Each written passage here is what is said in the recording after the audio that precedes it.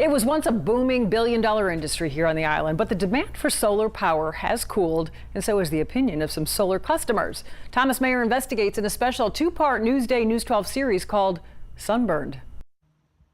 Morton, Marilyn Kinzelberg of Comac figured they had two good reasons for putting solar panels on their roof. One is I'm very environmental conscious, and the other reason is that they told me it would save me a lot of money. But trying to lower their electric bill with power from the sun is where the Kinzelbergs say they got burned. The couple signed a 20-year no-money-down lease deal with Solar City, a firm run by Tesla entrepreneur Elon Musk. The Kinzelbergs say the company estimated they could save $1,000 a year on their electric bills. That tree over there, we'd never get rid of that. Even though they have a giant backyard tree that shades their roof like an umbrella. I told them I was concerned about the tree, and they said not to worry. Obviously, they weren't telling me the truth because I was very disappointed in my billings. With the tree blocking the sun, they barely made a dent in their electric bill. Meanwhile, under their contract with Solar City, the cost of leasing the solar panels goes up 3% a year for the next 20 years. In the wintertime, when the day is short, it's costing me more money than it used to cost me. They're not the only ones disappointed. Our investigation found many complaints of aggressive hard sell tactics, unexpected costs, and questionable installations. Solar critic Daniel Stevens says hard sell tactics have caused a sharp rise in complaints all over the country. They'll publish advertisements that say your electricity bill is going to go down or no cost to you, something to the effect of you won't experience any higher costs. And then often later times the individual will end up being charged more for their electric costs than they were before they had installed solar panels. Many unhappy customers are seniors, like Edward McConey of North Belmore. He wound up paying about $25 a month more than he did before getting solar panels. I was disappointed when the figures started coming in on my utility bill that I wasn't saving money like they proposed. I was spending more.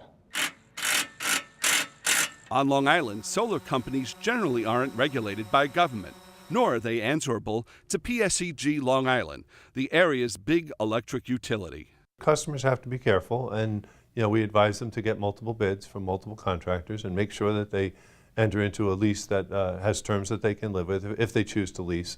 After seeing a big drop-off in customer sign-ups, solar industry officials are taking steps to improve their image, setting up a private system to review customer complaints. There are some bad apples in any industry. From our perspective, what we want to make sure is that everything is transparent and that the customer is getting what the customer expects. But the Kinzelbergs say what they were expecting was a good deal, not getting burned for the next 20 years. I'm 88 years old. I'm not going to worry about 20 years from now. So my children will worry about it. I like to admit my shortcomings, but I believe I was taken advantage of. Absolutely. For Newsday and News 12, I'm Thomas Maier. Well, Tesla's Solar City declined to be interviewed for this story. Consumers concerned about solar deals can check with the Better Business Bureau or the State Attorney General. Now, tomorrow on Part 2, we'll look at the problems of trying to sell or refinance your home with solar lease. And for more information, you can check out Newsday.com and pick up a copy of this Sunday's Newsday. Solar panels are preventing some Long Islanders from selling or even refinancing their homes. In Part 2 of our special Newsday News 12 investigation, SunBurned, Thomas Maier talked with a resident facing that exact dilemma. Barry Geller was watching the Super Bowl when he saw this ad for a rooftop solar panel system. Enough sunlight hits Earth every hour to power everything on it for an entire year. NRG Home Solar. Not only did the company promise big savings on electric bills, but it offered to lease the panels to homeowners with no money up front. Geller went for it, and for a while it seemed like a good deal. Until one day he tried to get a home improvement loan to extend his kitchen. That was when he got some bad news from the bank. When the bank called me and told me there's a lien on my house, because Right away I was thinking, for what and who? And when they said it was the solar company, I said, really? Why? Turned out the solar company, NRG, had filed something called a UCC. Never heard of a UCC. It was a document that prevented him from selling or refinancing his home unless he got the company's approval first. I was floored. Our investigation found many Long Island solar contracts call for UCCs, short for Uniform Commercial Code, that are buried in the fine print. Solar leasing firms say UCCs are necessary to protect their investment. Records show it costs about $35,000 to put a system on a customer's house. But critics like Riverhead lawyer Sean Walter say UCCs are a ticking time bomb for homeowners, one of the questionable tactics used by the industry. They say it's an interest in the panels, but the reality is they know it's locking up the house, and you're not going to be able to sell your house or do anything without dealing with them. They know it. At the Suffolk County Clerk's office, Chris Como hears complaints almost every day from unhappy solar homeowners looking to get rid of the UCC attached to their property.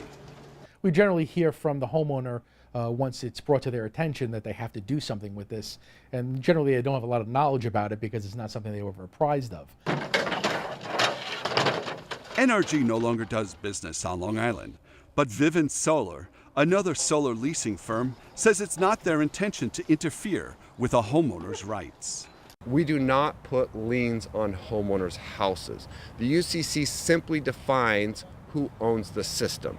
And if there's ever miscommunications, which sometimes there are with the lender, a quick, a 2-minute call and we've got it cleared up. But Geller says it took him months to finally get things settled with his solar company. The worst thing for me is feeling I have to ask their permission to remodel my house. That's absurd. Everybody knows why they don't tell you. Because if they tell you they're putting a lien on your house, you would tell them you don't want their panels. For Newsday and News 12, I'm Thomas Maier. Now, many homeowners are satisfied with the solar panels they bought or leased, but the State Attorney General's office is investigating complaints from residents who say they were ripped off.